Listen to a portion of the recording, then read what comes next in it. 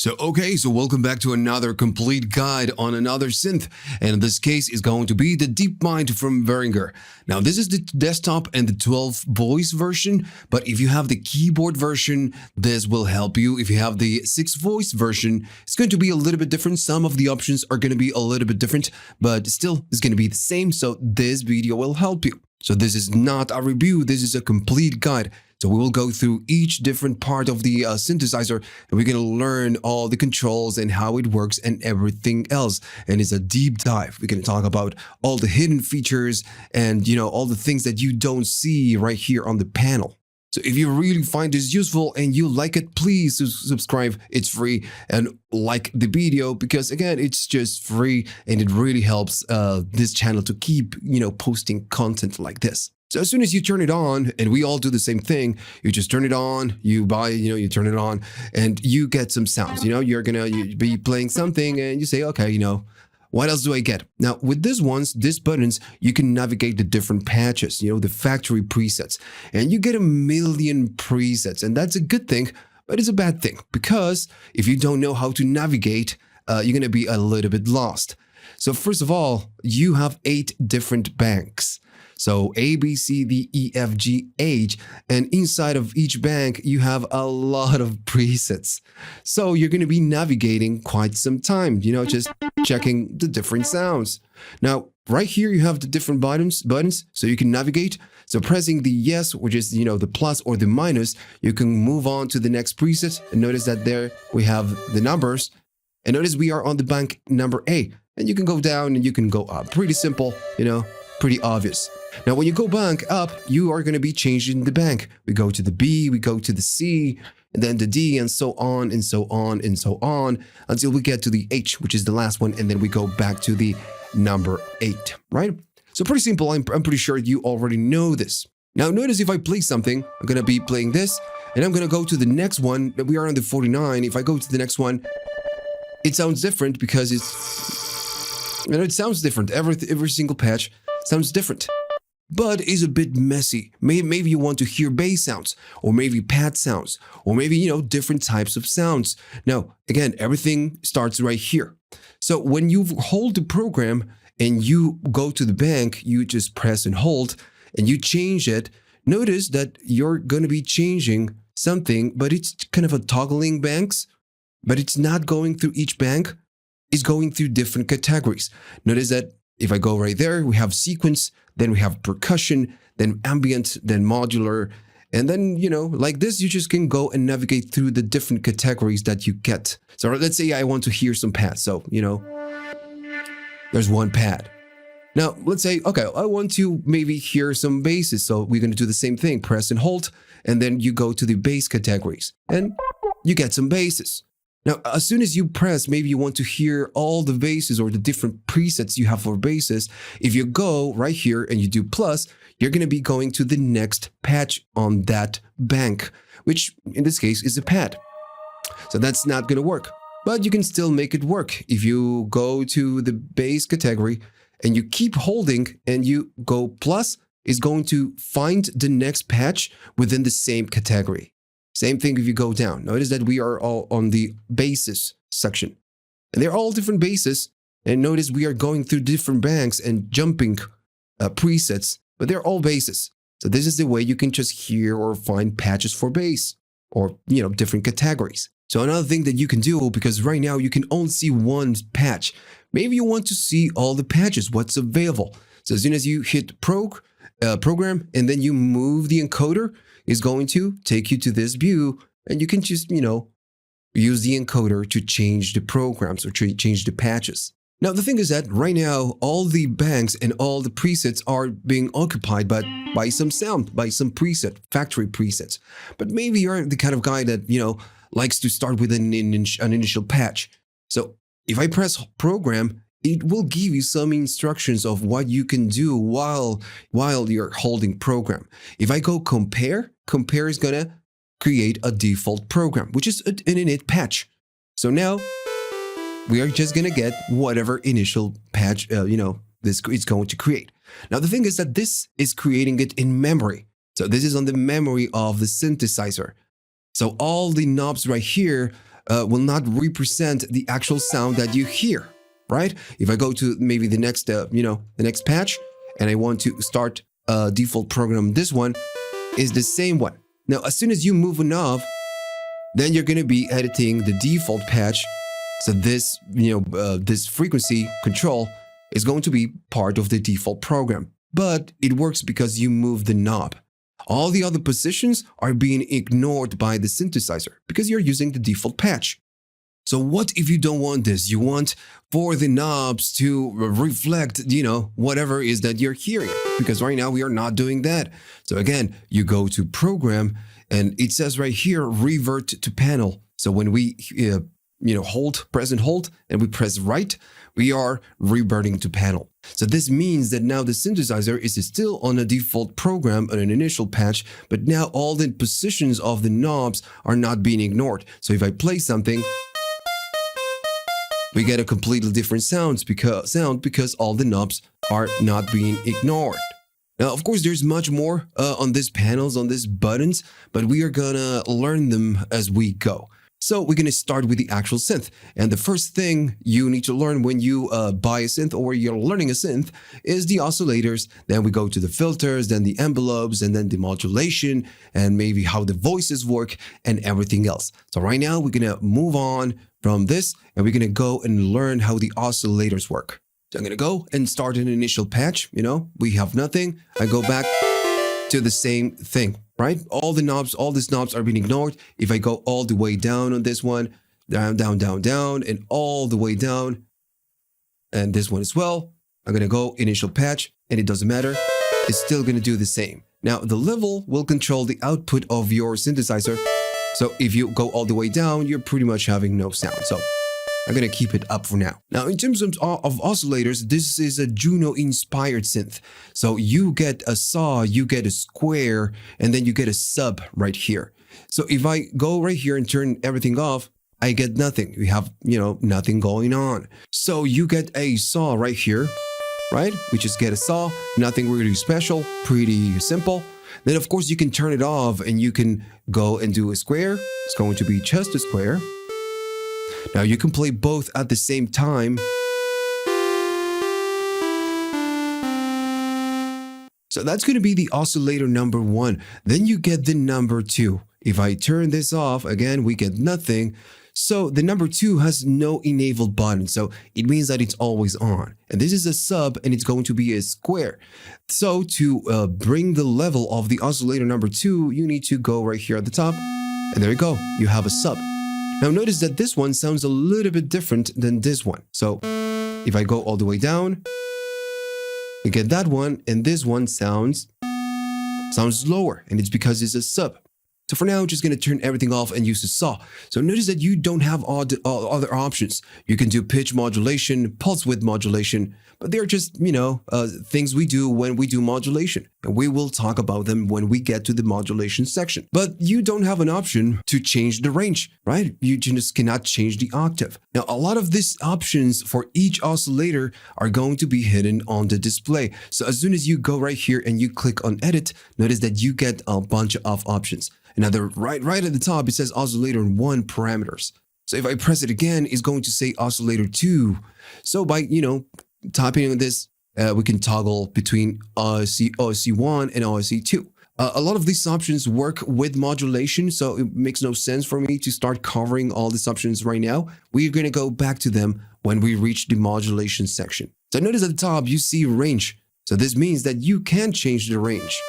And if you go with the encoder, you can go 16s, you can go 8, you can go 4, and that's it. So if I turn this off and I go up on the level of the oscillator number 2, we are going to get that. And notice that we go to the oscillator number 2 and you can still do the same thing. So the oscillator number 2 has something special going on, which is the pitch control. So I'm going to go back. So we are using the oscillator number 2, right? And you have the pitch control, so you can go up in pitch on this one. And you go 2 octaves up. Now there's one thing special. Notice right there on the the display, there's a slope, and at one point it's kind of a breaking and kind of a staying right there. It's more linear. It's just a straight line. And this is because you can of course detune 1 octave up, but as soon as you get to 1 octave up, it's going to give you, a tiny little space to put in tune with the other oscillators. And then you can go, 1 octave up. And this is a very smart thing. Because some synthesizers like, for example, the ARP Odyssey, you have the, your pitch control, but you don't have that, that linear part at the when you reach the next octave. You just don't have it. So sometimes you just, spend a lot of time just tapping the button just to get in tune. And that sucks. And that really sucks. So the guy that came up with this at Behringer, great idea, bro. the light bulb just, went on. So you also get a noise. If I turn everything down and I go to the noise, you just get some noise, right? Super simple. So that's it. You get 3 different oscillators. Now, of all these controls, most of them are to play with modulation. We are going to talk about that later in a few minutes.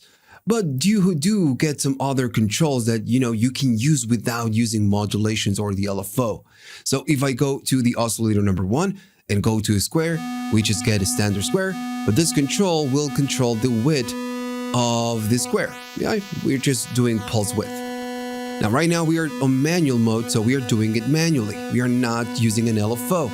You're going to change that in a few minutes. But you can control, how narrow this square is. So oscillator number 2 has something special too. If I go right here, we just get, just a square, pretty simple. Now the tone mod is going to give us this metallic sound. And of course, this can be modulated. We're going to talk about it later. Now this, without entering into, into a technical explanation, and you can actually predict how this sounds. So what it will do, it will just mess with the symmetry of the waveform. And you get some kind of information of what is happening on the display right there. So if I go up, notice that right now we have a straight line right there, and then we have a square, right? Is what we are doing. As I go up, notice that the square starts to break, and it breaks equally on negative and positive. So as I go up, it will do it more. And as soon as we get to 50%, notice that this sounds a bit more in tune. And it's because it's symmetric right here. We have a perfect symmetry. So if I go up, we are just going to mess with that symmetry again. And you're going to start to get this metallic sound.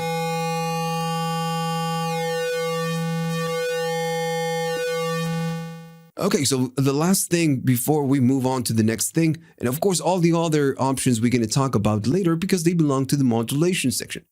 So one more thing that you get is the sync. So of course the sync, what it does, and you can go, if you want a technical or mathematical explanation, you can go to the web and you are going to find it. In lame terms, what it's going to happen is that the oscillator number 2 will be in sync with the oscillator number 1. So this one will follow what this one is doing, what the one is doing. Is going to be forced to restart the cycle and being faced with this one. Now, of course, the oscillator number 1 becomes a master and the oscillator number 2 becomes a slave. And just by using this effect, you can get really cool sounds. At the beginning, it's going to be a little bit dull. So if I go all the way up, we can hear the sub. Now, as soon as I enable sync, we get nothing because if you remember this one, it's a slave of the first one. So as soon as I bring something, maybe I'm going to bring, I'm going to bring both. We're going to start getting some sound. And if I go down, notice that nothing happens. So it's going to really do the trick when you change the pitch of the oscillator number 2. Notice that we start getting different timbres. Now, since we are changing how this, the oscillator number 2 works, we are starting to get a difference in sound. Now, just playing it like this is going to be a very dull sound. You can, of course, need to adjust the pitch. Now, there's one thing that you, of course, need to know. Since the oscillator number 2 is being synced to the number 1, the frequency is going to be pretty much the same. So if I do a C, just a minor chord, notice that everything is still in tune. As soon as I move this on and I have the pitch in a weird position, it sounds out of tune. And it's because the oscillator number 2 is not in sync with the number 1. So everything is out of tune. Because the number 2 is, again, on a different pitch. As soon as we sync it, this one will be aligned with the number 1. So everything is going to be in tune. But as soon as you move the pitch, you're still going to get different timbres. Right? So oscillator sync sounds really, really cool when you start to modulate the pitch. And right now, of course, I'm doing it manually. It becomes a really cool feature when you use LFOs and when you use envelopes. But this again belongs to the modulation section. We're gonna do it in a minute. Okay, so now we know all the oscillators, what they can do. We can change the pitch. We know we have some additional information right here on the panel. We know that we have the sync and the pulse width modulation, right? Pretty simple. Now we need to move on to the filters. Right, so let's talk about the filters, the BCF. So I'm going to go to an init patch. I'm going to start over. Then if we press something, we get something like that. So the frequency by default is going to go all the way up and the resonance all the way down. So the frequency, of course, the BCF, it's how you can just cut the frequencies. And notice that we are cutting the higher frequencies. Very cool. Now this is pretty standard at this point. This is a 4-pole filter by default. Now the cool thing is that you can make it a 2-pole, which is going to be a little bit less aggressive. Notice that we are cutting a lot less. And it's very useful, having a 2-pole or 4-pole filter. So then you have your resonance. And this is going to create a peak at a breakpoint. Notice that right there, we have the breakpoint right there. There we go. Maybe there. So yeah, notice that again, this is a very resonant control. If you go up, you're going to start, getting these tones. And if I turn off the oscillators and go all the way down, none of the oscillators are working. Notice that we are getting a sine wave. So if I move the frequency, we are just going to get that magic. Right. So let me just bring this one and this one. So you get your cutoff, you get your resonance, so you can sweep. Right? And then you get these 3 buttons that you have right here. Now, all of this are just to control how the cutoff will be modulated. Let's say I want to do something like that or something like that without, moving this knob manually. All of this is going to happen right here. How much of that movement is going to be decided by the envelopes. We're going to talk about the envelopes in a minute. So this is how much of the envelope you're going to be applying. And you can, of course, go in betweens.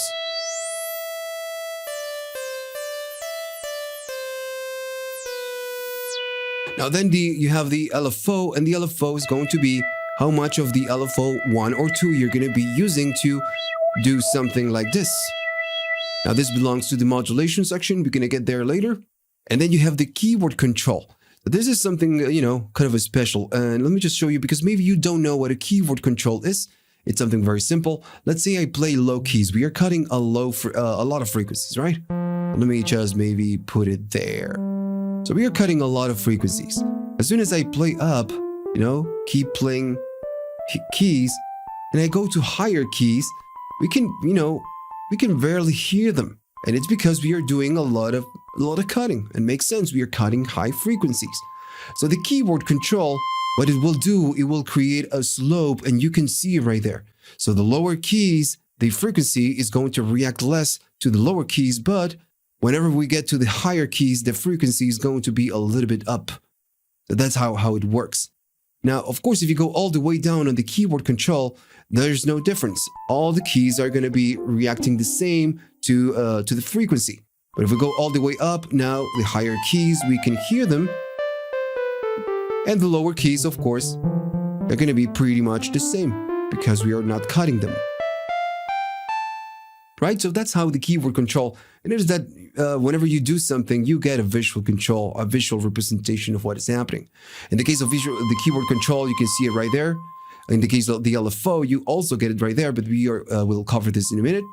And then, of course, you get how much envelope you get. So, okay, so these are the most basic controls. You have a lot of more going on the edit and how this one will react to the LFO and the envelopes. So now we're going to go through the envelopes, but first, before we go to the envelopes, you have this one, this tiny little fellow right here. Now, this is going to be a high-pass filter. So instead of cutting the high frequencies, with this one, you're going to cut the low frequencies. So if I go to a lower and I start, going this up, notice that we are starting to cut the low frequencies. It's not a very aggressive filter, right? So if I do something with more things going on, notice it's not very aggressive. Now, with this type of filter, what's going to happen, and this is very normal, maybe you're thinking, my synth, it's defective. No, and it's just the way it works. Let's say we are cutting something like that, right? So if I do a chord and I go up in resonance, of course, we introduce the peak, but notice that the lower frequencies are going down in volume. Notice it go down. Now, this is not wrong. This is the way it works. So what they give you right here is the button. It's a button called boost. So this one will just boost the frequency so you lose a little bit less. Now, if you move the high pass frequency control, it's going to tell you right there how much is boosting and then how much you're cutting from the lows. But essentially, the boost will give you that. It will give you a boost if you're losing a bit of, low end. That's it, just a boost. Okay, so let's go again to an initial patch. I'm going to stand on the BCF and I'm going to go frequency all the way up and make sure the level is on all the way up. And I'm just going to play a chord, something simple, right? We get something like that. Now, what I would like to do is to play a chord and do something like this. And I want to add a little bit of resonance. Right, we want that classic sweep. So this is what the envelope is going to do. Now, in case of the BCF, this is the control where we decide how much of the envelope we are going to use. So we need to go right here and start handling the envelopes. So if you want to swap, of course, you can just type the buttons. Now, in the case of the BCF, we can do a simple attack. And notice that for now, the attack by default, it's linear. Notice the curve right there. It's just like linear. We're going to talk about this in a second. So the attack is going to be how long it's going to take for this to, to get to that peak. So let me just go there. And if I put something slow, and remember we are using full of the envelope, it's going to start doing that. And then at some point, it needs to go back, right? Okay. So in this case, we have, but in the memory of the default patch, we have a lot of sustain and we have some decay. Now, if I do the same thing, and I'm gonna go do it faster. And notice at the bottom, when you move the knobs, you have the amount of time this is gonna take because attack and decay and release are time-based controls. So if I do something like that, notice it goes up and then goes down very abruptly. So this is what the decay is going to control. It's going to be how long it's going to take to go back. And now it's just, going back. And it's taking some amount and just do it. Right. So then, of course, what happens if I don't want to go back? Maybe I want to sustain the sound at some point. I don't want to go back there. I just want to sustain it maybe here. So that's what the sustain is going to do. We go up, we go down, and instead of going all the way down or go back, we just stay at somewhere in between. Now, if I release the keys, notice that this sound kind of fades very abruptly. So this also has to do with the VCA. If I add a little bit of release right now, or maybe just remove the release completely and go back to the BCF, I release the keys and the sound dies completely. So if I go back to the BCA and I add some very long release or something like that, go back to the BCF and I do some release, some amount, and I'm doing a lot of release. As soon as I release the keys, since we are sustaining, it's gonna slowly go back to that position. So the release is what happens when you release the keys. And I know all of this is just a little bit obvious if you have some experience. It's how the ADSR works. But this video, it's is a family show. So I'm targeting all audiences. So maybe you have some doubts.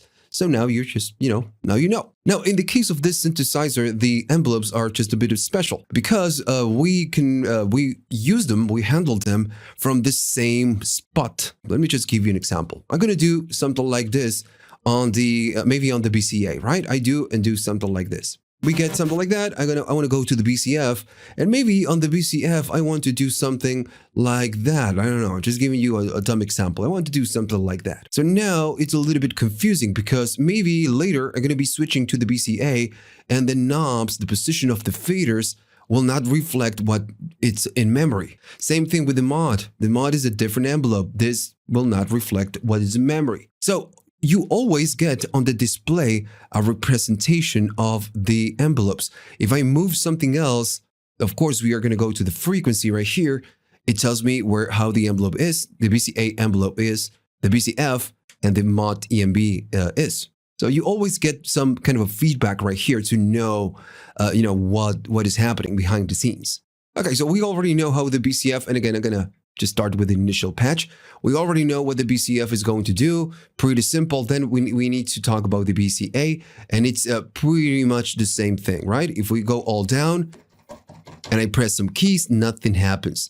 So we're gonna need to add some attack, maybe not attack, maybe some sustain. And we are gonna get some sound, right? And it will control the volume. So if I do all the way up, will slowly go up. And if I want to go down, it will slowly go down. And then what's going to happen, we release the keys, we fade it smoothly, right? So very simple controls. All right, so let me start again with an initial patch. So the curves button that you have right here, what it will do, it will let you set the curves for the A, D, and the R. And then we have something special with the S. So let me just do something on the VCA. I'm on an initial patch. So I'm going to do something like that, and that's okay. All right, so maybe something like that. Okay. So notice the attack curve is linear, right? That's linear. So then on the other one, on the decay, we have like a tiny curve. It goes like this. So that's going to be exponential. So sometimes you're going to have like a tiny bump, and that's going to be logarithmic. So this is what we can do with the curves. So for example, I enable the curves, and when you hit the button, it's going to light blue. So this means that you cannot modify the levels, the time of the attack, decay, and release, and the level of the sustain, but you're going to be entering into the curve editor mode. So when I move, the attack is going to make it logarithmic. Notice that it's like that. It's like that.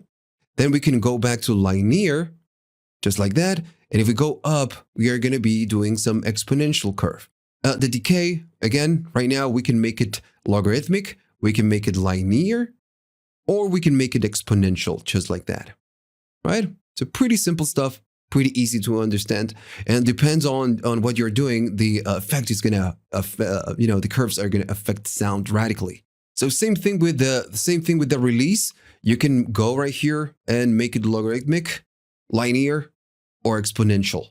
Sometimes with the sustain, we don't get anything. We just can modify the curves of the attack, decay, and release. But with the sustain, what you can do something weird. You can do something like this, or you can do something like this.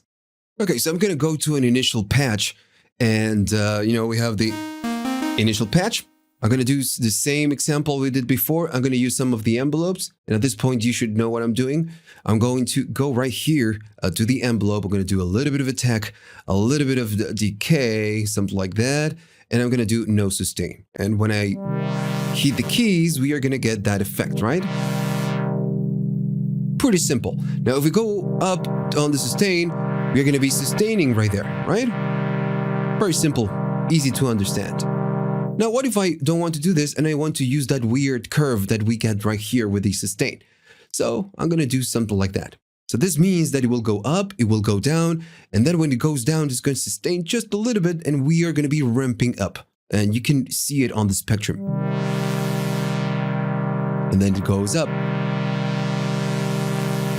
Right. Super cool. We can go the opposite way of making just way more aggressive. If I go all the way in, notice how it looks. It goes down and then goes up very abruptly. And if I go down just like this, it's just gonna ramp down. Just a very useful thing. This is what you can do with the curves. Of course, you can still use, the usual curve that we use the whole time. This is completely up to you. Now, one more thing. Notice that when you hit the same key that it's on the BCF or mod, it's taking you to a different screen, right? So this screen is like a more detailed screen. So what you can do right here, you can go right there at the bottom and notice it says ADSR. You can get to the curves and notice that you can manually, with the encoder, kind of fine tune the values, which is something that you cannot do with the faders. You cannot really fine tune, but you can go right here and just, make your adjustments. So there's one more thing we need to cover. When you go to this screen, at the very top is going to say VCF Env and then trick. So this is the trigger envelope. By default, it's key. And this means that when you press a key, this envelope is going to get triggered. That's what happens by default with any, VCF envelope. But you have different modes, and that's a cool thing. You can use the LFO1, LFO2 as a trigger. This means, and for example, we don't know envelopes, but right now I'm going to use this envelope, right? It's going up and down, up and down, up and down, something like that. And we can see the light right there. So let me put something, some rate that, it's useful for us, maybe something like that. So this means now that the LFO, notice how it lights up and goes down. So it has a cycle, right? Lights on and then goes and fades in and then fades out. So that's a cycle. So this is what's going to be triggering the envelope and not, really the keys. So if I do something, notice how it moves. It moves along with the LFO. So this is what it means. So of course we can use the LFO too. And another thing that you can do, we can use a loop, which means that it will re-trigger the envelope when this ends, right? It's going to restart. Notice it goes back and then restarts. And I'm holding the keys, of course. Now ends the cycle and restarts. Of course, if we make everything super fast, it's going to, start faster. And the other thing that you can do is you can go in sequence mode, which is something that we are not going to cover in this video. I'm gonna make a very special video for this feature, which is that we can go right here and create our own sequences. And you can use that as an envelope trigger, but we are not there yet.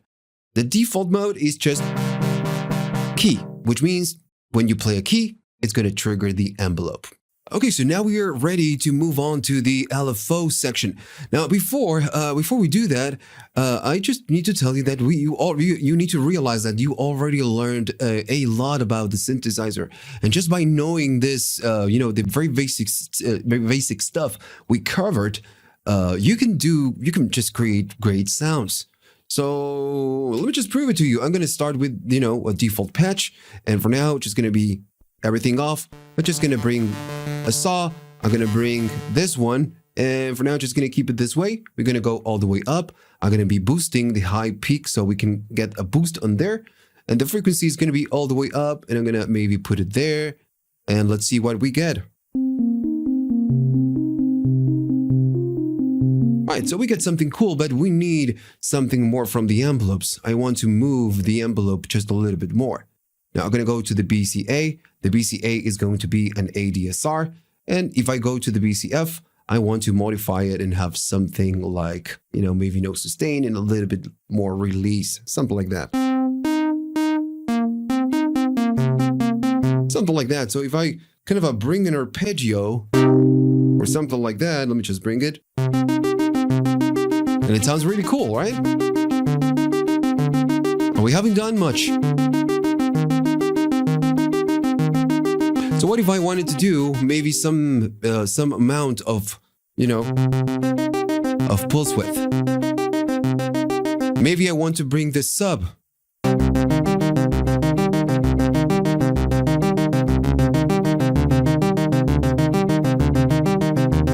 Maybe we want to do the tone mod. Very different sounds. Right? And we are not even using effects. If I do some effects, and we are going to talk about this much later. If I do something like that,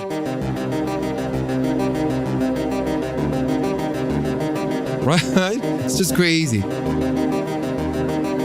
Just very simple thing, and just you get an awesome sound. Now, of course, there's a lot of reverb, but for now, this is just going to be cool. Now, one thing I didn't cover because I forgot, and I'm human, and I sometimes forget about things. Let me just bring something on the envelope, something like we did before. Right. So you get the invert right here. So this one will invert the envelope, and we will use it the other way, the opposite way, right? So this is what's going to happen. So I just, flip it on, and notice it sounds very different. And it's because what we are doing is the opposite right now. The opposite of what we are doing right now is we are going from this one the other way, not up. So we're going to need to maybe start here and then go down and up.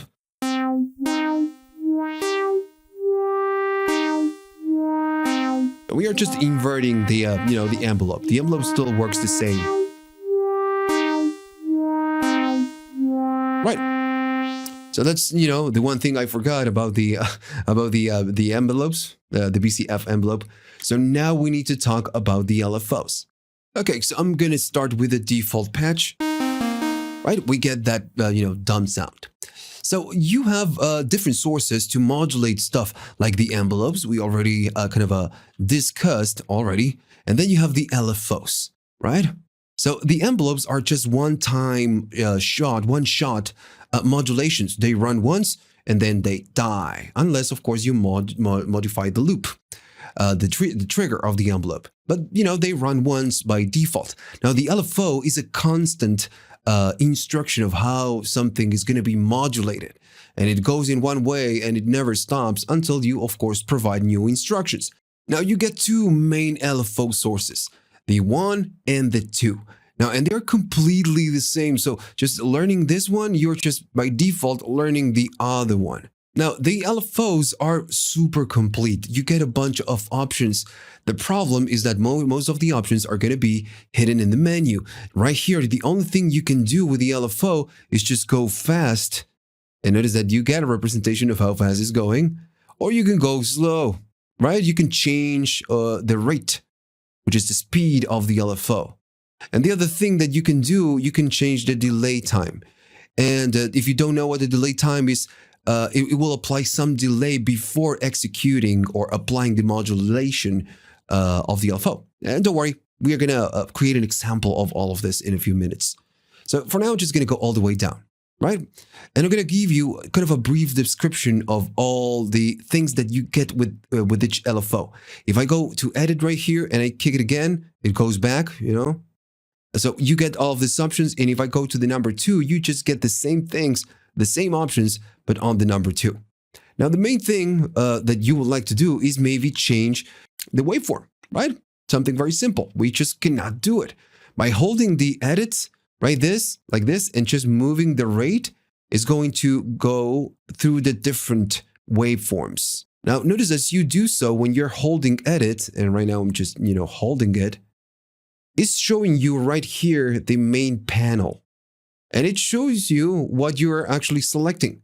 So this means that by kicking the edit in, you just can go right here and do it manually with the encoder. Now, the second thing that you can do with the encoder is just set the rate, which is the same thing we can do right here without, the encoder. One thing annoying about the rate, or in this case, this value, is that with the rate, you can go really up. And notice how much time it's taking me to scroll to higher values. So this sucks, right? So you have the data entry. Some values can be modified with this one. Notice that we can go really fast with this one without using the encoder. Yeah, so you can use the encoder for fine-tuning or the data entry to go fast. Okay, so then you have some other options like the key sync, the ARP sync, the slew rate, and the phase. They are very, I'm just going to give you a description of what they do. And in a minute, we are just going to use them all on a practical example. Because maybe you have experience, so you can skip the next part, which is, where we use them all.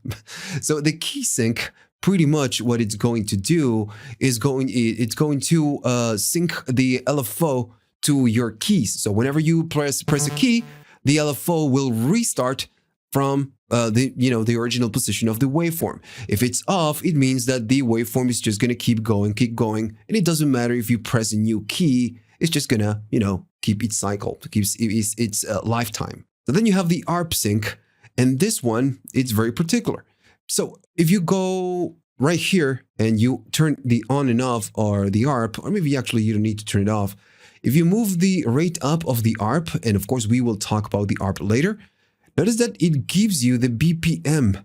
And this is of course because if you want to make an ARP or just use the ARP, you just can, maybe use the tempo of your DAW if you're using, or you can sync it to an external clock source. And now if I turn it on, right, we are gonna get an arpeggio on that speed, on that BPM.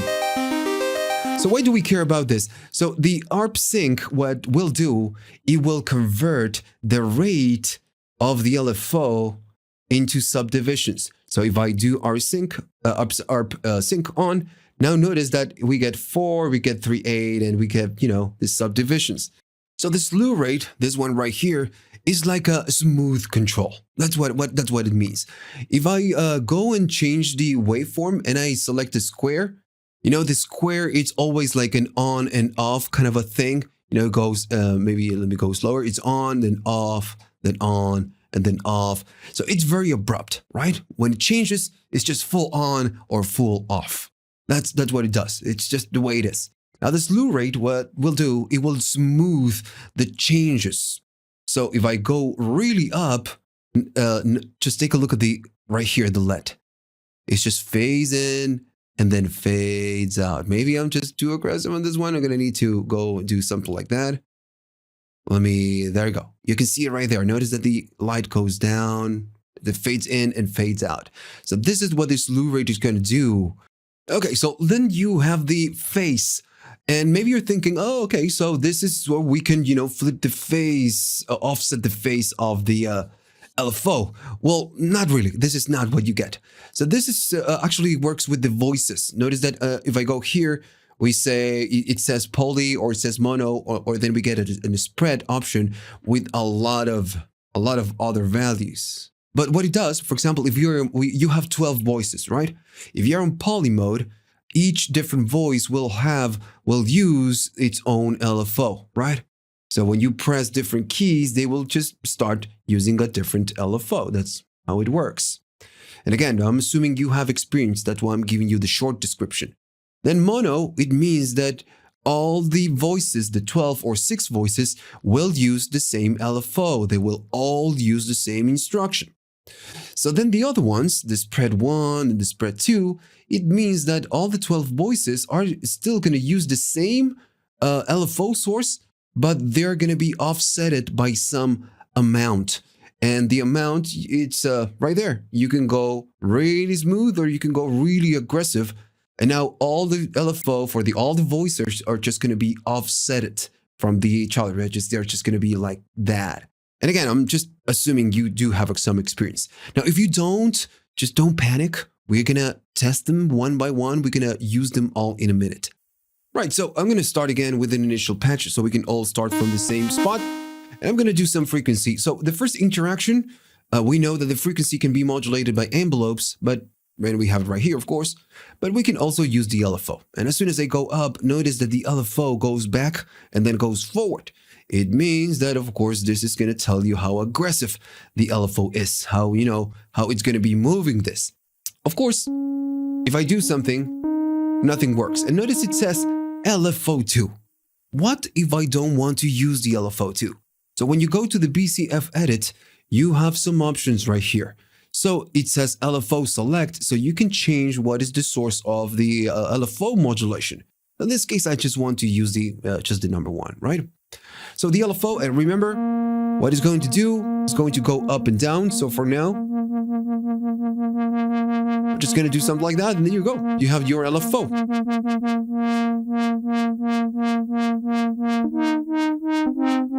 Now, of course, remember that with the LFO, you can always go to edit mode and start, just trying different waveforms. Right now, this is a sine wave, a triangle. We get the square, which is the on and off kind of a thing. Then we get the ramp up. And if I go slower, it's just going to be a bit obvious. Let me just do something like that.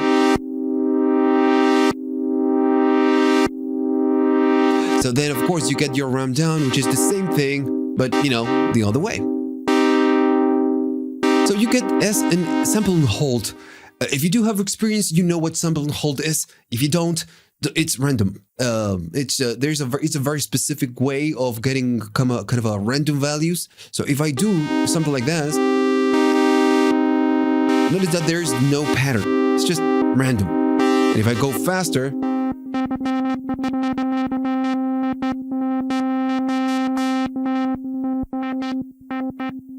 right? It's just random. Now, let me go slower. Notice that the changes are very abrupt, right? They're super hard. So then you get the other options, which is sample and glide. It's the same thing as sample and hold, but it will kind of add some smoothness to the changes. So now this is still random, but it's a bit more smooth. Okay, so let's talk about the key sync right here. I'm gonna go to a triangle, maybe just to select a waveform, and maybe the rate is gonna be something like that. And now remember what the key sync was. It will restart the LFO every time we play a key. Right now it's off, but we can turn it on. And for now, I'm just gonna go and put it in mono. You're gonna see why in a couple minutes. So the key sync, if I start pressing the same key and I just kind of rapidly tap it, notice that the sound or the LFO, it doesn't care that I'm pressing new keys. Let me just do higher notes. It doesn't care. It's just going to keep doing its motion because the LFO will never restart. Now, if I turn the key sync on, it means that it will restart every time I press a key. So if you're doing this rapid tapping, notice we get a different sound. And it's because the cycle of the LFO will never just, finish because I'm tapping rapidly. Maybe you can hear them, the keys. So if I go to something more obvious, maybe a square, and I'm doing the same thing, notice that the square will never goes off, right? And it's because I'm restarting it every time I press a key. Now, if you don't have this behavior, of course, you just can turn it off. And sometimes it's going to be off, and sometimes it's going to be on. That's the trick. But then you get the ARP sync. We already talked about how this worked, but we never used it with an actual LFO doing something. So remember that we can go to the ARP. Let me just go out. Go to the ARP, select the rate, and we can sync it to the rate of whatever is that we are doing right here. So if I turn it on and go back to the LFO, I can just sync it. And now we are, in this mode. We can just use this. Maybe I'm gonna do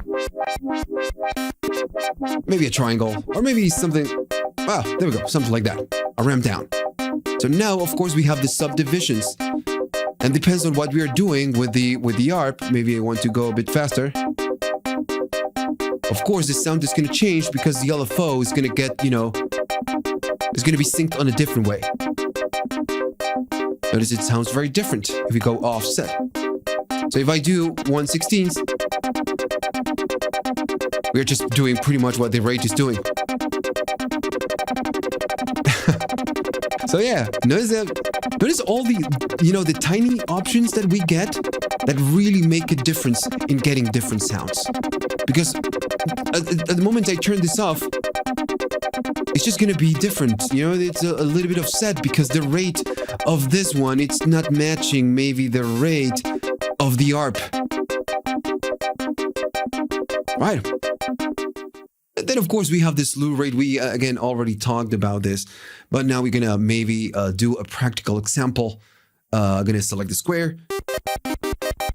And for now, I'm just going to turn it off.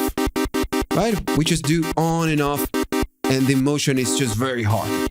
So the slew rate is just going to smooth it out. Remember, we can use this one. Right, just very simple, super useful. Now we are going to talk about the phase in a minute because the most obvious example is when we do pitch modulation. So when you go to edit, and right now just have this sound. Right, I'm doing a little bit of frequency, a little bit of resonance, all the low in. The VCA is, pretty much like that. And then we have the VCF like that, right? I'm not doing anything special, right? It's okay. So what we want to do in this case, we want to check the options that we get right here. And notice that you get some other options we never talked about. And these are extra options. So the bass boost, we already talked about this one. It's on and off, pretty simple. Then you have the velocity sensitivity. And this works with the sensitivity of your keys. So for example, let me just give you an example. I'm going to go all the way down to 0, right? So if that's the case, every time you press a key or maybe you do something, the filter will not care about the velocity of your keys. It will always perform the same motion because it doesn't care about the velocity, right? That's going to be 0. Now, if you go all the way up, the velocity of your keys will really matter. If I press very softly, notice that there is no modulation. We can hear their sound. It's very, it's very mild because I'm pressing the keys very softly. And as soon as I press them, press them harder, we're gonna start getting that sound, right? We're gonna start getting the full modulation. And if I press even harder, it's just louder. So this will make it responsive to the velocity of the keyboard. And this is, of course, completely up to you. Maybe you want to just turn it off and you don't want to even use it. Then you have the next thing, which is the pitch bend frequency. So right now I do something and it's gonna, go all the way up, all the way in, and I'm using maybe too much of the VCF. Let me go to VCF and I'm gonna do something like this. So we can go up and we can go down. We're gonna do something like that, all right? Right, pretty simple. Okay, so I'm gonna go back. And the pitch bend frequency, it means that when we use the pitch bend, the wheel, the pitch wheel, is going to move the pitch, but it can move the cutoff as well. You notice that the pitch bend, we are doing a little bit of pitch bending. We are just going up or going down in pitch. But if I go all the way up, it will do the pitch detuning, and it will just move the cutoff at the same time. That's what it means. So, it's just a nice thing to have. And the other one, we know we can select the LFO1 and LFO2. We already talked about this one. I don't have a keyboard with the aftertouch right now at my disposal. It's, far away from me. But this one works the same way the velocity works. Right here, you can choose how much of your aftertouch is going to affect this value right here, this knob right here, the LFO intensity. So we can actually do it with the modulation wheel. So for example, if I maybe go all the way down and I go up on the LFO, and I'm gonna go down and put it like that. So we can hear that there is an LFO, but of course it's not very intense, right? It's something like that. Now I'm going to say, okay, so the mod wheel is going to help me to modulate this control. So if I go up, it's like I go up on the mod wheel. It's like going up on this one, right? If I go down, we are going back to the default value. I go up on the mod wheel, and we get it. So it's a way of enabling or using the mod wheel as a control source, for this control, for this slider. So, okay, so first, right from the start, you get the first type of modulation, which is the pitch modulation. And you get it for the oscillator number 1, and you also get it for the oscillator number 2, right? So you get it. So the pitch modulation by default, if you press something, and remember we are starting always from a default patch, if I move it manually, it's going to start, moving or modulating the pitch. So by default, this is connected to one of the LFOs. Now notice it's going super slow because the LFO is super slow. If I go faster, we do pitch modulation, right? Pretty simple. Now the thing is that maybe I want to change it. So if you go to Edit and you go to the oscillator 1 parameters, you can change the oscillator, the destination or the source. In this case, by default, it's LFO 1, but you can choose the LFO 2. You can even do envelopes, and you have something called uni. We're going to talk about this in a minute. But again, from there, you just can change the different options. So notice if I go to the oscillator number 2, by default, let me do something like that. Notice that the pitch detuning with the LFO is being applied to this one and to the oscillator number 2. This is how it works by default. So you can change this. If you go the bottom right here, it says PMod mode, which is pitch modulation mode, and it says oscillator 1 and 2, but you can say, dude, I just want the 1, right? So you can change that. So now, for example, if I do something like that, notice that we have the oscillator number 2 not being modulated. So in terms of the other options that you get right here, I'm going to go and select them. Notice that you see the PMod, which is the pitch modulation. Aftertouch right here is the same thing we did with the LFO and the VCF. You can select the intensity of how this pitch modulation will be, will be applied when you use the aftertouch. Then you have the other option, which is going to be the mod wheel. Oh, sorry, made a mistake. Let me go back. I'm going to go there. You have the wheel, which is, again, how much the mod wheel is going to affect it. So if I do something, and for now I'm just going to go up, and I'm going to go up on the mod wheel. And I'm just putting the mod wheel on the very top position. If I go down, we go back. If I go up, we go down. So basically what we are doing this with the mod wheel. So again, you're just, linking this control, this one, the pitch mod, to the mod wheel. So the next thing is going to be pulse width modulation. We're going to talk about that in a minute. And the last thing you get is the key DN reset. This is a pretty wild thing to explain without the voices to hear. But basically what it does, it will just kind of reset the phase of the waveforms of the oscillators that you get right here. So they can be all kind of in phase. They can start in phase. Now, if I do something, you're not going to hear the difference, but you can turn it off or you can turn it on. And on, it means that they will all be reset and start on the same place. When we use polyphony and we use many voices, it's very easy to hear. So maybe we're gonna, if I remember, of course, we're gonna test it right there. So then, of course, if you do edit, you get the options for the oscillator number 2, and you can do exactly, the same exact things. If I turn off the oscillator number 1, we just get the 2, and you can do pitch modulation. By default, it's assigned to the LFO 1. We can, of course, change that. And you get the aftertouch, the mod wheel, which right now it's nothing. Let me do something like that, and assign something to the mod wheel. I'm going full on the mod wheel, and then nothing. Okay, so all right, pretty simple, pretty easy to understand options. Now remember that you can still use the delay time. I really don't remember. We already talked a lot about the synthesizer. I don't remember if we already used it, but we can use the delay time to delay the modulation. So for example, I'm gonna put this right here.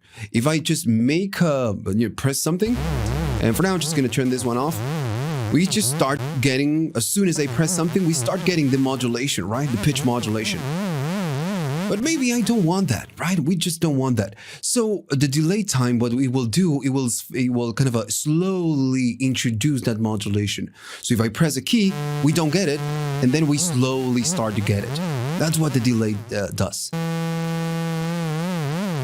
And this is very useful when you're just making a chords and you're just making something like that, and you don't go really crazy on the modulation. So notice that first we hear the chord, and then we hear the detuning.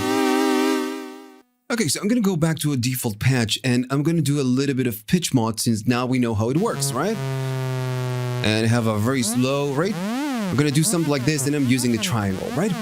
So what I want to do, I want to show you how the poly works. And this one works better when we do key sync.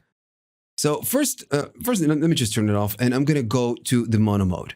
So if I press, of course, we have 12 voices. So if I do one key, that voice is following the LFO instruction. If I press a second key, both voices are following the same instruction, so they move on the same way. If I press a third key, the same thing happens, and on, and on, and on. All the voices will follow the same LFO. Now in poly, and this again works best when we have this one on, what it will do, each voice will start on a different place, right? It will kind of follow its own LFO. Since the LFO will just, start on different places, we are going to get some kind of an offset of voices. So let me just go a little bit slower, something like that. So I'm going to press one key, and we know that that one is just one single voice. I'm going to press a new one, and notice that they are just a little bit offset, and if you look at the spectrum, you can see right there, they're just not interacting properly. If I do a third one, notice that they are offset. If I press a fourth, they're all following their own instruction at the time when I press a key. If I press, a fifth, we start getting, this mess of voices and LFO voices. So that's how the poly, what the poly means. Every time you hit a key, each voice will follow whatever instruction you have right here on the LFO, but each voice gets its own LFO. That's how it works. Now then you have the other mode, and for now I'm going to turn this off because this one you get the spread. Now this works the same way. If you have a spread of 1, you're not going to get a lot of difference. Now this one follows the same idea than poly, but it's a bit more controlled. What it does, it will of course assign an LFO to each voice, but if you spread them, the voices are very offsetted. So they are all starting from different places because you're offsetting them. So notice how crazy it gets. So as you go crazier, it's just going to go kind of a faster. Actually, well, it's just offsetting the face. So you can achieve the same, but it's a bit more controlled than using the poly. Let's say. So back to the oscillators, I'm going to go to no pitch modulation. And if we go back to the, to the tone, to the oscillator number 2, we can do the same thing with the tone mod, right? So we have the tone mod right here. And if we go to the oscillator number 2, we can see that the tone mod is manual. So if I turn this off and I kind of play something, I need some level, we can manually, work with this one. But maybe I want to LFO it, so we can go and say that this one is going to be controlled by the LFO. And if I go faster, we can hear that effect. Right. Same thing we are doing with the pitch, we are doing with the tone mod. So then we get pulse width modulation. And this is this control. So I'm going to go all the way down and I'm going to just enable the square right here. So we just get the square. So we can, of course, modulate or just, change the width of the pulse or of the square manually. We can do that. But again, we can go right here to the panel and we can say that the right here, the pulse width modulation source is going to be not manual, is going to be LFO. So now we're just modulating, of course, the width with the mod. And notice how different it sounds. It's a really cool effect when you start, modulating the voices. The pulse width, and we're going to get a similar effect if we do the same thing with the tone mod, and then we use sync. Now, this is a very classic type of modulation. Okay, so I'm going to go back to a default patch, and we need to talk about the polarity, because you do have an option to change the polarity of the LFO. Yeah, you do have. So if you go, let's go to just the oscillator number 1, and I go right here to this one. Notice that it says that, it gives you the option to do pitch modulation. With the LFO one, I'm going to change the rate, and we're going to do something like that. Now, how it moves, and you look at the spectrum, it moves down and up, down and up. That's how it works, right? That's how it works. So it's like us starting from the middle position, going down and up, down and up. We never start, from here and then go up and then go back to the beginning. So that's the polarity I want to change. I want to talk about. So if I go to here, we get the LFO1, LFO, and the envelope. We're going to talk about that in a minute. Then we get LFO1 and LFO2 uni, and this is not unison. This is unipolar. So what this means, and if I go to program, notice that right now it says LFO1 and then uni, and the arrow, it's up. It's not down. So now the LFO is not going to go down. It's just going to start from whatever position and then go up and then go back to the default position. And it sounds very different. Maybe we are going to need to hear this in context.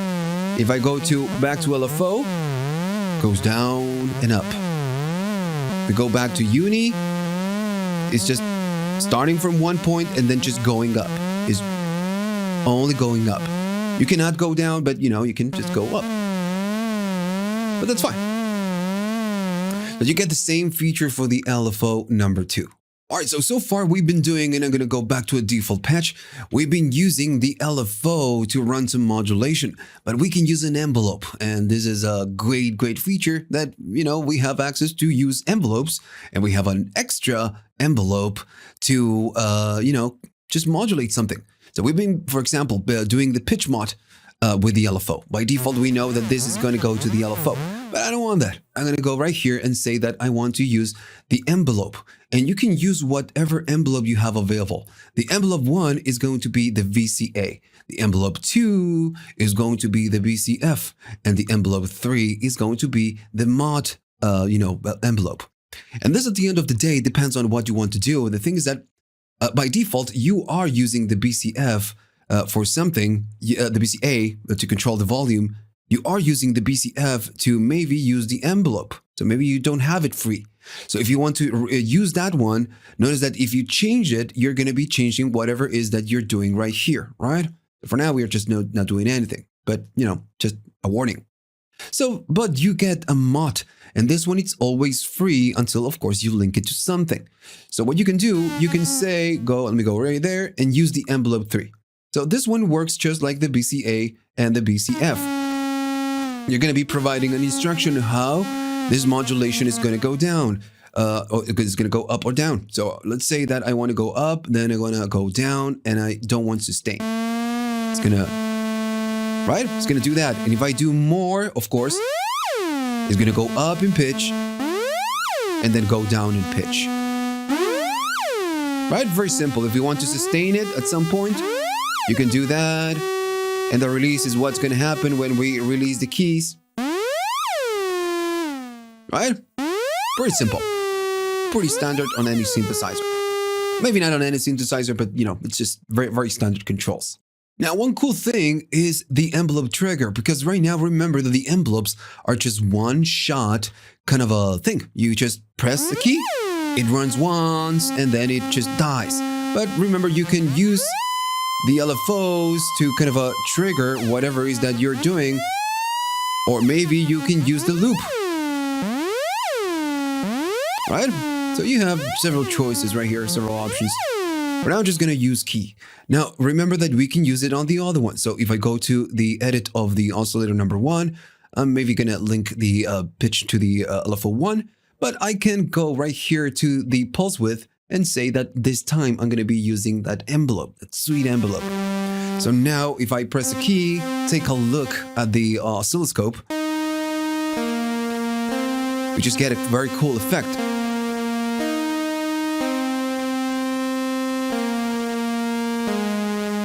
right? Now, of course, you can change right here, whatever it is that you're doing. You can make it very subtle.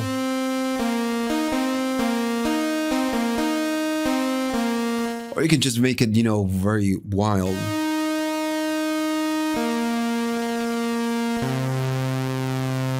Right. But you can use it whatever you want. It gives you the option right here to use it with pulse width modulation. So the oscillator number 2, if I go to the T mod, you can use LFO1 and you can use the envelopes as well.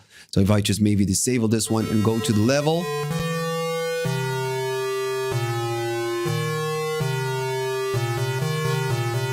Now, when you blend all of this, and you even just bring maybe, let me go to the number 1 and bring the manual to envelope 3, you're going to start getting very cool sounds.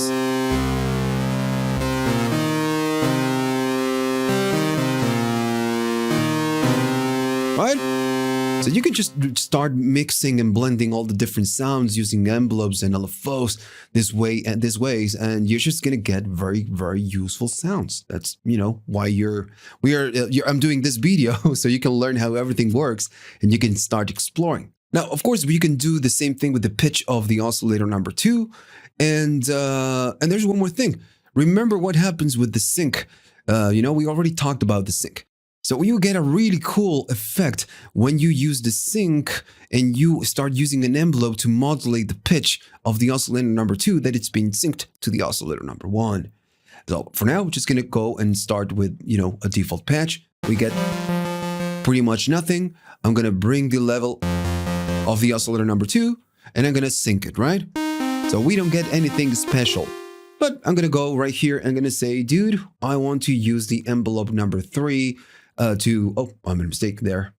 I'm going to go there and I'm going to use the envelope number 3 to modulate the pitch of the oscillator number 2. Let me go there. And we're going to start getting a very cool effect. For now, I'm just going to do something like that. Right. So remember, we are at sync.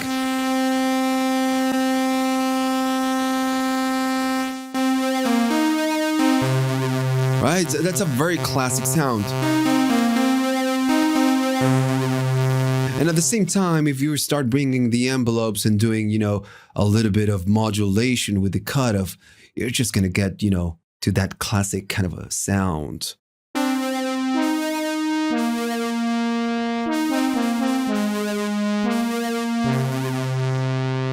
Right?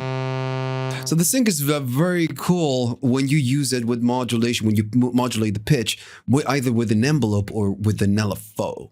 Now, can you do the same thing with the tone mod? Yes, you can. I'm going to go to the tone mod and you get manual and you get the envelope number 3. So again, now you're just going to start getting a kind of a...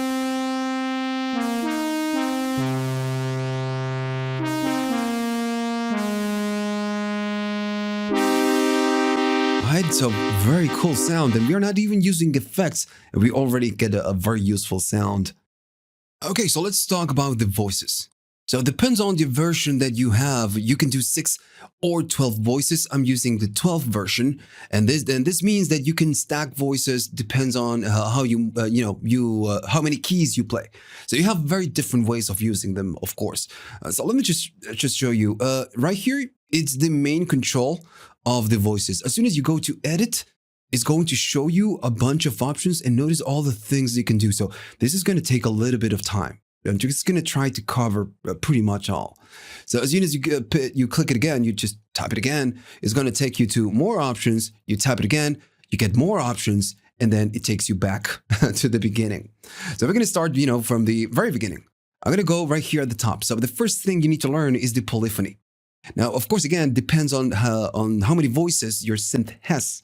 So poly, it means that you're going to get one oscillator, one voice per key. So you get 1, 2, 3, and I'm just making a triad. I'm going to make a C minor. Right, so we get just 3 voices, 1 per key. Pretty simple, pretty straightforward. So then you got the unison mode. So you can do 2, you can do 3, you can do 4, you can do 6, or you can do 12. And again, this depends on the version of the synthesizer you have. In this case, it's 12, so I can do up to 12. Now, this means if you don't know what unison means, for example, on poly, we know one key, one voice. I press a new key, another voice. On this one, we stack voices. I'm going to press one key and we get two voices. I press a second key and we get four voices. Now, 1, 2, 3. So I'm making a triad and we are using 6 voices. Why we use 6 voices is because we are using 2 per key. So because we have unison 2. Now, if you do unison 3, you're going to be doing 3 per key, 4 per key, then you're going to jump to 6. And then you're going to jump to 12. You're using all voices. Now notice that it gets super loud. And it's because they're all playing at the same time. Makes sense. Now, it gets super loud because you have a feature called the unison detune. So since all voices are on the same spot, they're kind of being stacked on top of each other, you just don't get a better sound. You just get a louder sound. This is what we get right now. And for now, I'm going to maybe use the unison of 3. So we are using 3 voices per key. We get a louder sound. So the magic happens when you start to detune the voices. So you get this, the sound.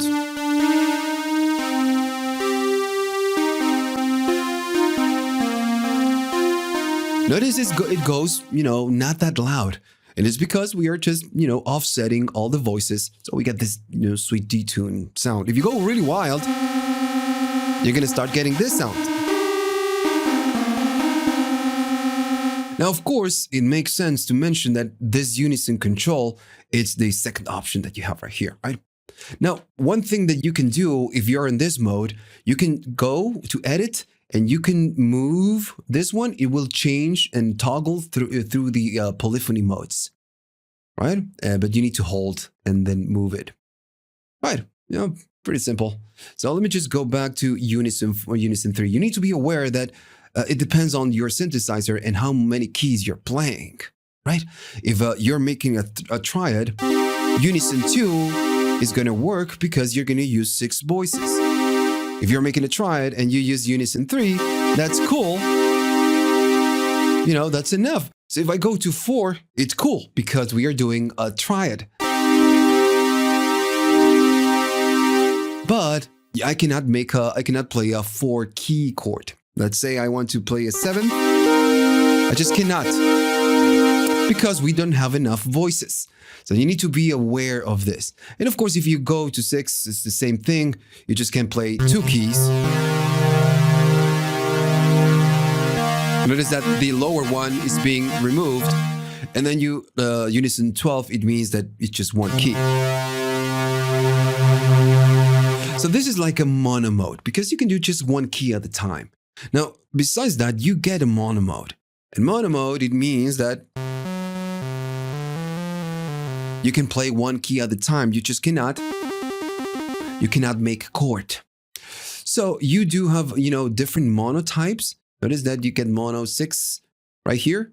And this is like the amount of voices that you're going to be using on mono. So I'm going to do 1 key. And notice that 6 voices we get. And if we do unison detune, that's still going to work. But in mono mode, we can only use 6 voices. Right. So of course, you have some in-betweens, but you can go up to 6. So the last thing, it's the easy one, and I know it sounds weird, but they're easy. You get the poly 5 and the poly 6. So this one pretty much means basically what you can do is a polyphony of 6 or 8, depends on the version that you have. And the voices, what it will do, it will select the voices on a different way. If I go to poly, the first mode, and I just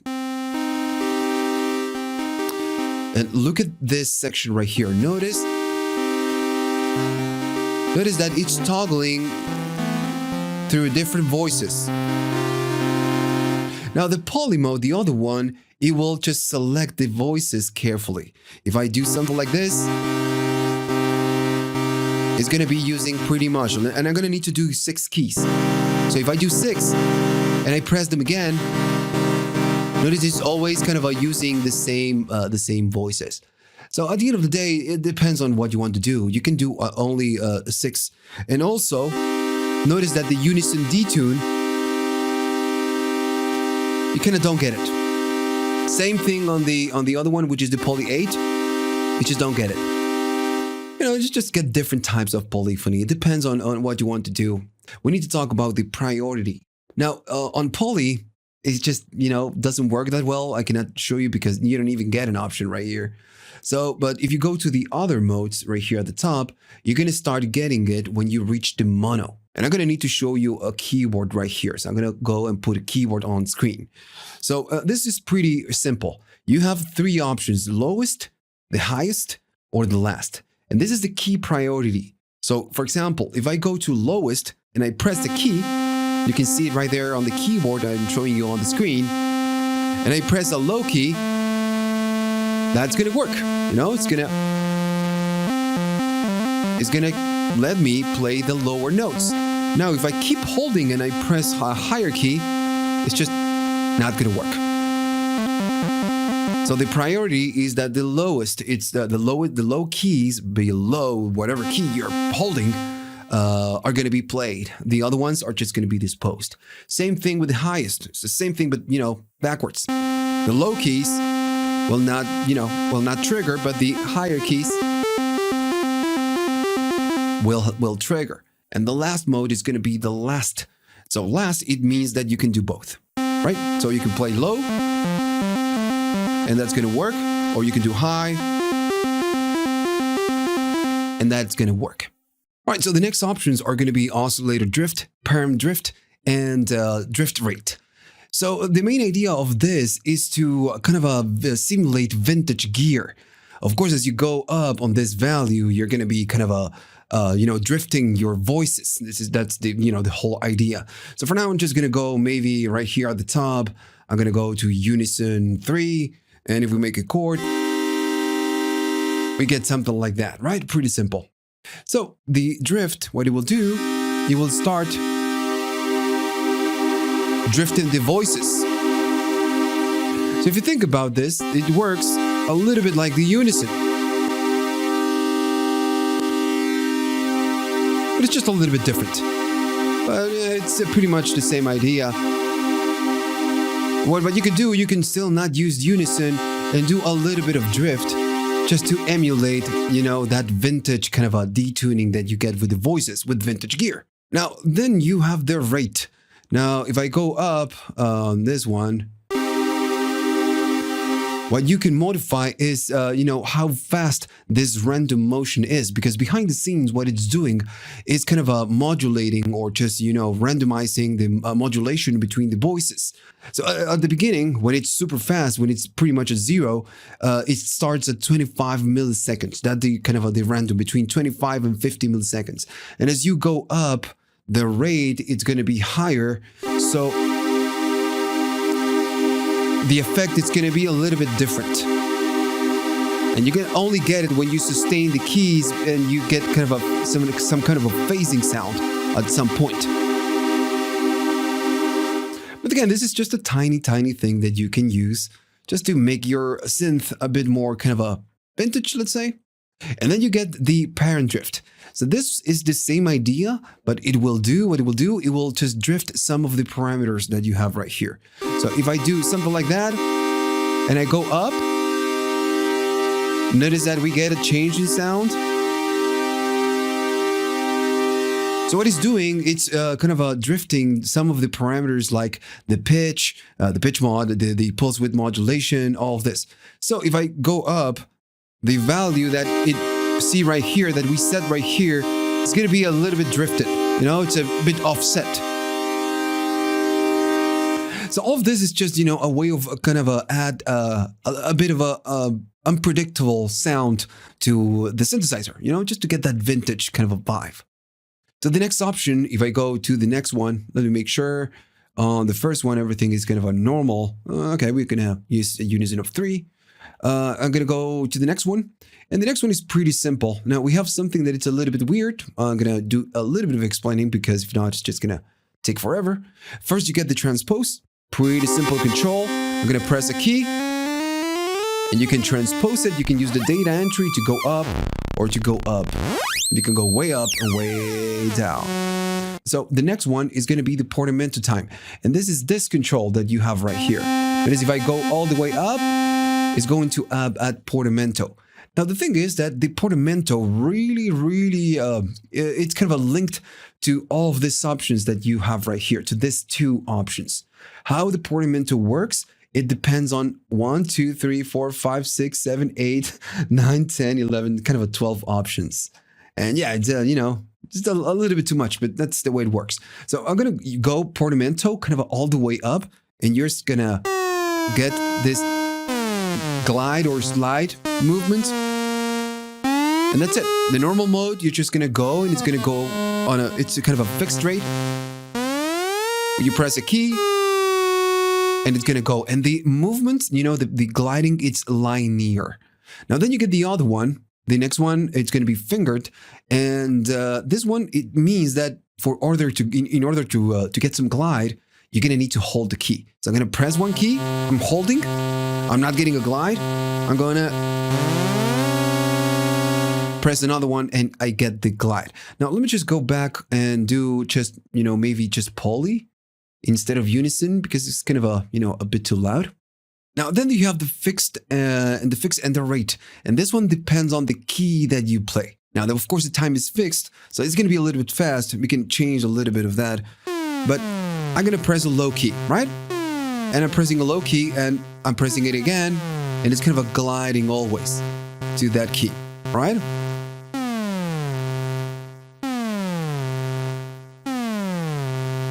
So now I'm going to go and press a key that it's near to that one.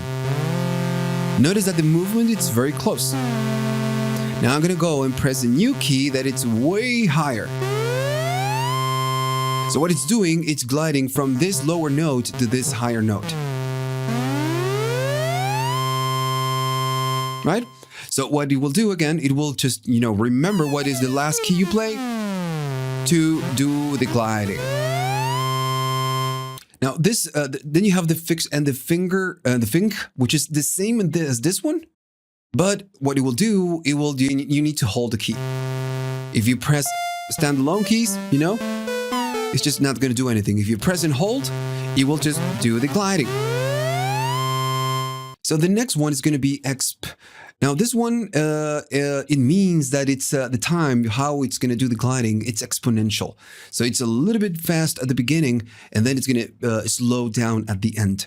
So I'm going to go and just, you know, can you see that? It's kind of a fast, but you know. So it will start fast, and then it will go and slow down. There you go. It's exponential.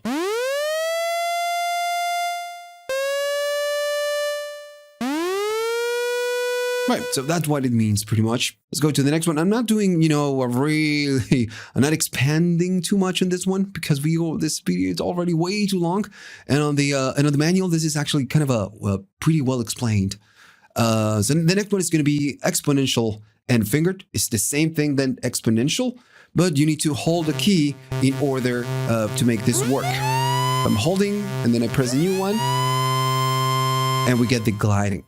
So then you get the other ones. Notice it says fixed +2, and then we get -2, +5, -5. So the difference between this and the other ones is that, for example, if I play a key, it will do the gliding, right? I don't need to hold the key. It's just going to go and do it. Now the gliding will happen, and it will start from 2 semitones up to the whatever key I'm pressing.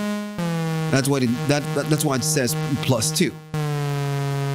Now, of course, if the range is 2, and you can do -2, of course. It's the same. It's starting 2 semitones down and going up to your semitone, to whatever key you're playing. And then you get 5, which is the same idea, but 5 semitones. You get -5, same thing. Then you get 12. Then you get -12, and same thing, and on, and on. Right? The next option, it's pretty much like a speed control, let's say, in just lame terms. So right now I'm just doing some glide. Right? Now if I go up, notice that I don't get anything. And it's because it's too too fast that we can kind of not see it. If I go a little bit down, notice that the effect is just a bit faster.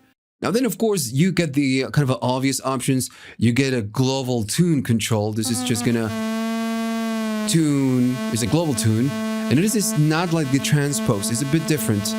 This is gonna go one semitone up, one down. It's just to do a little bit of, kind of a detuning on all the oscillators. And it works pretty much in all the voices. We already can do a million things from here, and from the edit controls, we can use the envelopes or the LFOs to do, a lot of things. But on top of that, what you get is a modulation matrix. So this, what it lets you do, it will let you select a source, which could be an LFO, it could be an expression pedal, it could be, whatever you have available, and you have a lot of options you're going to see right now, and then select the destination and, modulate it with whatever is that you select. So for example, you have options on the destination that you cannot do with the controls or the panels right here at the bottom. So just to give you an example, let's say if I want to modulate the resonance, right? I want to do something like this. So I can go right here and I can start scrolling, and notice that it gives you a lot of options. So oscillator, you can get the oscillators right here. You get the portamento, you can even do that. And right here we have the VCF and then the resonance. So what you can do now is you can go right here and say, okay, so what I want to do, I want to have you have the foot control, the mod wheel, and you have a lot of options, man. It's just a great, great thing. So you have a LFO 1. Let's just use this one. So I'm going to do something with the frequency. I'm going to add a little bit of resonance. We are again on a default patch. Let's see if we get something.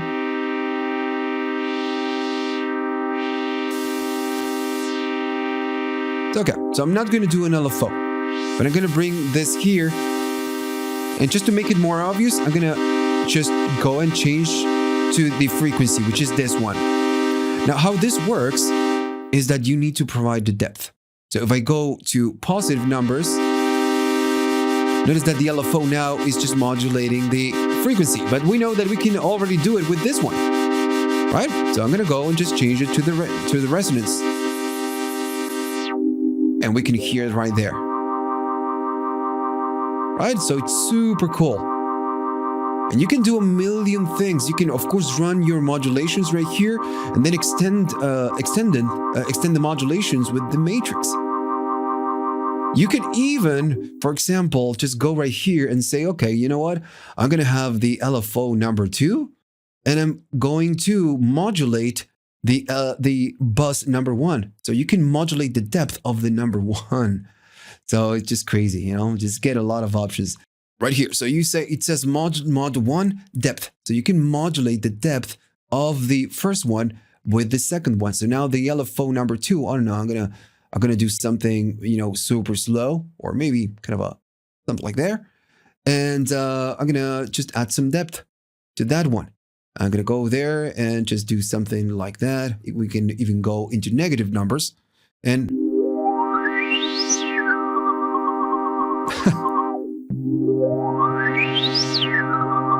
Right, so you can do things like that. And now the sky's the limit, and you need to be creative right here and just play around with the mod matrix. Now the cool thing is that you get 8 different banks with a million presets. So you can just toggle through the presets, and whenever you find something that you like, you just check the mod matrix and you just check how they did it. Now, so just some quick, before we go to the next thing, because of course I could spend 2 hours just doing different modulations. One thing that you get is really cool. Right here when we go, we need to kind of do manually this. We need to do it manually. Actually, you have something right here. When you press and hold mod, you can just touch whatever it is that you want to modulate, if it's available, of course, and it will just select it right here. If I want to do the frequency or the resonance, I don't need to find it. I just can, touch the control and it will just select it. Now the data entry is just going to modify the depth. Notice that it goes all the way up or all the way down. Now, if I release everything, nothing played, not touching anything, the data entry is going to, of course, modify whatever is that you're selecting. Now, in terms of how you select that one, well, you're going to need to, of course, scroll, or you can still use the data entry. Now, you have, of course, modulation sources. You have a lot, but you don't have as much as these ones. That's why, these ones, they give you the options to select, to touch it and get it, because you have a lot. All right, so now I'm going to talk about the arpeggiator. Now, this is super complete, and I could spend 1 more hour talking about this, because this has a chord mode, a polychord mode. You can save patterns, you can create sequences, and then you can use them on your mod section. So it's just pretty big, and I'm going to do it. I'm going to cover all of this, just like I'm, covering all of this right here on a different video. I'm going to just, go ninja mode on that one, and I'm going to show you how it works, because it's super cool. Now, very straightforward ARP. The ARP is very straightforward. Just to get a simple ARP. When you turn it on, you make a chord, and then you get it. You can adjust the rate, and it will adjust the tempo. So, of course, you can go the gate time. It's going to make the notes longer, and it's going to make the notes shorter. Pretty straightforward. Right now, I'm pressing and holding keys. If I release them, the arpeggio will stop. If I press and hold, it's just going to hold the minor chord for me, right? So if I press and hold again, it's just going to disable the latching mode. And you can even go right here and do tap, tap, tap, and it's going to just, do the tap tempo right there. Maybe it was too fast. So, right, pretty straightforward controls. Now, when you go to the edit mode, here's when things start to get, a little bit wild. So you have something called key sync, and it can be on and off, and it's a little bit weird to explain. So right now, we have on here the master tempo, and the master tempo is going to be the rate and the BPM that we have right here, which is 104. So when key sync is on, and I make a chord, whatever we played is going to be played and kind of start playing whatever the BPM is. So sometimes if it's very slow, you're not going to play your chord instantly. It's going to wait until the notes are aligned with the BPM that you're doing. Now, if key sync is off, it doesn't care about that. It's just going to go and start doing it regardless of the tempo. This is kind of hard to to show you right now how this works, because this difference is so little. Then you have the octave control, and we are actually hearing the octave control. If I go to 1 octave and I make the chord, we just hear the 3 notes. I'm just doing a triad. So this will go and repeat the triad 1 octave up. So now we have 2 octaves. We can go 3. Then we can go 4 and more. And then you just can go up to 6 octaves up, which is more than enough. Now then, for now, just going to go to 2. So if not, it's just going to be a little bit annoying. And you have the different modes. So right now, if I make a chord, that chord again, we are just going down and up, right? But you can change it to down. You have a lot, up and down, up and inverted, up, down and inverted. And just different modes. I'm going to leave this to you. And then you get random. And then you get chords. It's just going to play the same chord, in this case 2 octaves. Now all the other ones, you just need to play them and maybe read the manual. It's just going to say right there. Just going to save some time right here because it's pretty obvious. So then you get the as played. On this one, I need to do some explaining. So right now, whenever you make a chord or you just want to create an arpeggio, it's going to follow whatever is that you're doing right there.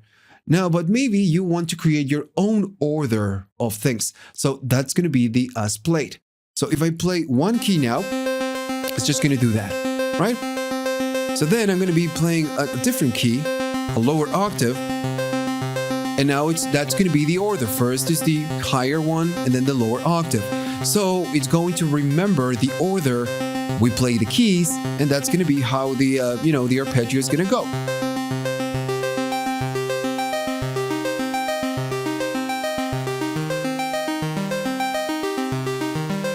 right? That's, how you create your own kind of arpeggios right here. But then you have the hold. You can turn it on right here or turn it off. You don't need to tap and hold.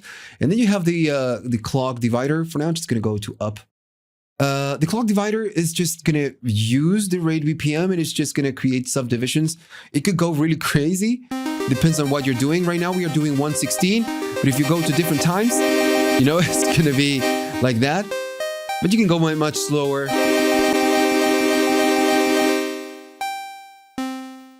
It's just going to, divide whatever tempo that you're using. You're just going to do subdivisions. And this, again, depends on the tempo that you're doing. And then you start getting into, more complex things. You get the pattern. If you select that one, notice it says none because you're not using a pattern. As soon as you start moving the encoder, you get presets.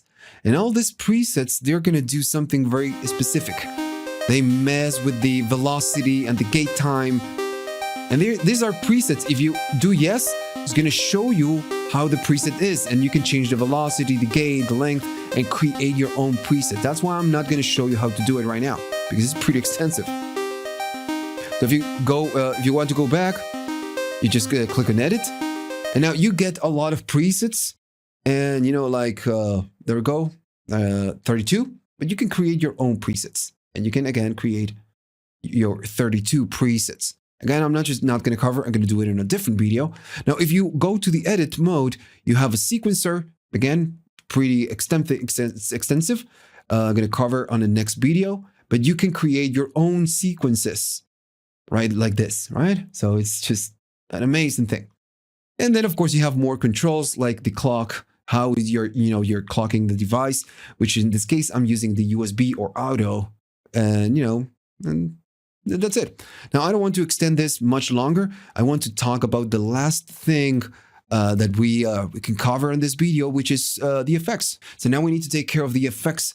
So you get something really cool right here. You get 1 million of effects.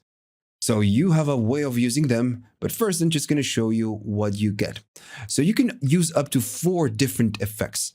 So when you go right there in the type, you can scroll just the encoder, and you're going to get, of course, the different types of effects. So you get reverbs, you get choruses, you get EQs, you get 1 million of them. And if you go to the manual, you are going to get a description of what that effect is going to do, and the controls that you have available. For example, you have a chorus right there. So I'm going to go and choose the first one, which is going to be reverb. So if I do something like that, we get the reverb. Simple as that. But notice it's a little bit aggressive, right? It's just a bit too loud. It's just too much. So what you can do, you can go right here and, go down on the mix.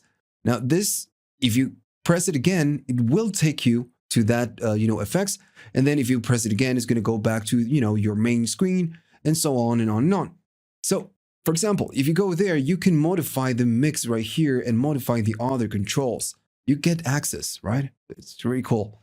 So if I change the mix right here, it's going to change the mix right there. So you can, of course, go and just select other effects. So let me just pick a different one. Okay, so I'm going to select the chorus, and then I'm going to, delay. Makes sense? Okay, so we have a reverb, we have a chorus, and we have a delay. If I do something, we get magic, right? It's really cool. Right.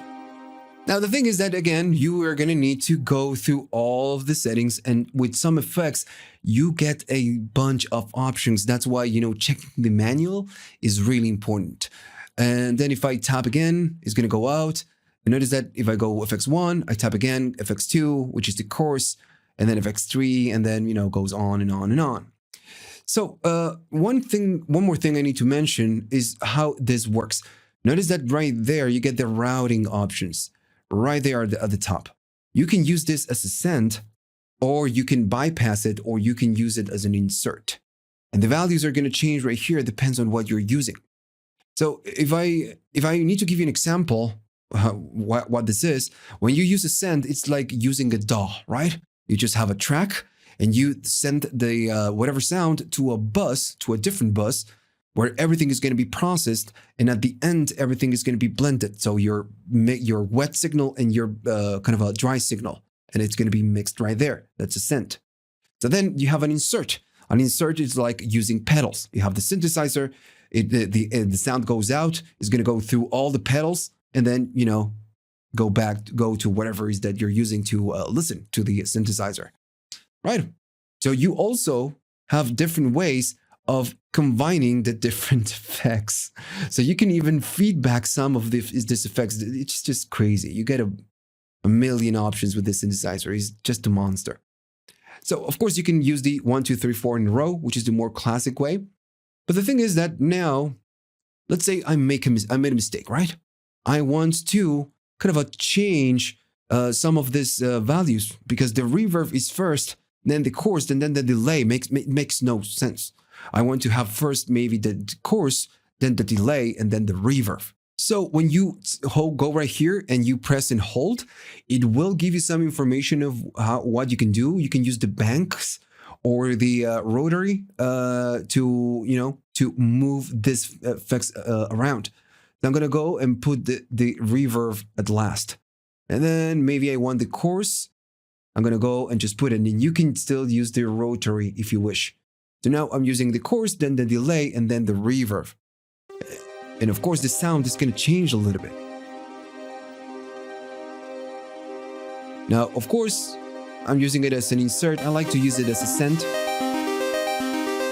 I'm going to go up on this one.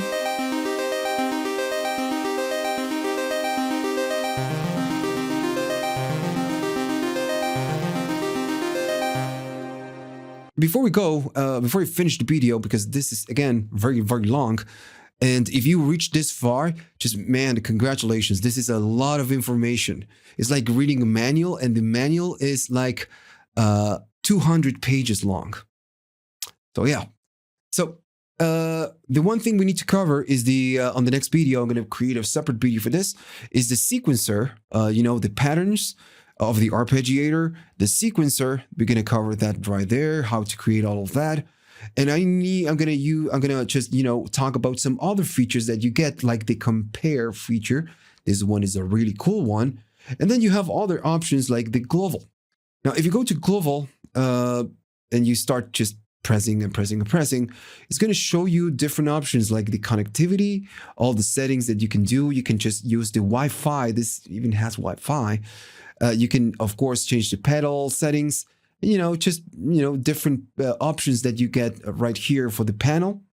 And I'm going to give you one piece of advice. This one has a fan, and a lot of people, a fan, just to keep it cool, a lot of people complained about the noise about the fan. The noise that the fan makes. In my opinion, it's just fine. It's just not noisy. But you can change the speed, and that will just, of course, reduce the noise a little bit. And the next one is going to be, and this is, again, my recommendation. When you buy this, you have a calibrate option. So if you enter there, you're going to have a million options. And if you go to voices, you can, of course, go right here and start a calibration for your synthesizer. So you can calibrate all, or maybe just check the voices if they are okay. You can calibrate the VCF and everything that it's, pretty much everything, all the synthesizer. Now, if you select all, notice that at the bottom, it's going to say runtime. So it's going to take 15 minutes to do this checking, because remember, this is analog. So it's going to run the check with sound, and it's going to do all the tests and everything through all the different voices, check all the voices with the BCF, with the LFOs, and it's just going to check if everything is okay. If something is wrong and it's not passing the test, it will let you know. And for this one, I'm gonna recommend for you to check the manual. And if you go to Behringer to the site, you have a sheet to use with the calibration. But if something goes wrong, instead of having ones, it's going to give you all ones right here. It's going to give you something else. If you get something else and you run it again, it's because something is wrong with the voices or wrong with the synthesizer. So you will need to check it. You will need to either return it if you just bought it, or you will need to, of course, contact support. So that's it. I know we just covered like 90% or maybe 85% of the synthesizer. We still need to talk about some things that I'm going to be doing on different videos, on a second video. But, you can start making sounds and really cool sounds. The sky's the limit. This is just a monster of a synthesizer. So if you like the video, you like this guide, remember to like, remember to subscribe, because this took a lot of work and, a lot of editing, a lot of hours doing this and planning this. So remember to like and remember to subscribe. And of course, check Patreon if you have the money and you like to support the channel so I can keep, doing this. You are welcome to do so. All right. So see you on the next one.